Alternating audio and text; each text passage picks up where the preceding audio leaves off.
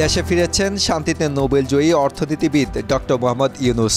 আজ বৃহস্পতিবার দুপুর 2:10 তাঁকে বহনকারী এমিরেটস এয়ারলাইন্সের ফ্লাইটটি হযরত শাহজালাল আন্তর্জাতিক বিমানবন্দরে এসে পৌঁছে। বিমানবন্দরে সেনাবাহিনীর প্রধান জেনারেল ওয়াকারুজ্জামান সহ 3 বাহিনীর প্রধান তাকে স্বাগত জানান। বিমানবন্দরে বিভিন্ন শ্রেণী পেশার মানুষের পাশাপাশি বৈষম্য বিরোধী ছাত্র আন্দোলনের সমন্বয়করাও তাকে স্বাগত জানিয়েছে।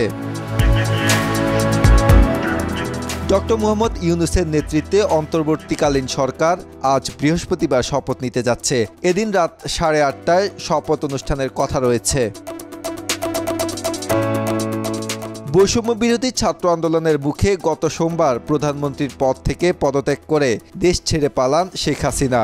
পদত্যাগের পর দেশ পরিচালনার জন্য অন্তর্বর্তীকালীন সরকার গঠনের প্রক্রিয়া শুরু হয়। দ্বাদশ জাতীয় সংসদ বিলুপ্তির পর ডক্টর মোহাম্মদ ইউনুসকে প্রধান করে দেশের অন্তর্বর্তী সরকার গঠনের সিদ্ধান্ত হয়েছে। গত মঙ্গলবার রাতে বঙ্গভবনে রাষ্ট্রপতি মোহাম্মদ শাহাবুদ্দিনের সঙ্গে 3 বাহিনীর প্রধান ও বৈষম্য বিরোধী ছাত্র আন্দোলনের সমন্বয়কদের বৈঠকে এই সিদ্ধান্ত হয়।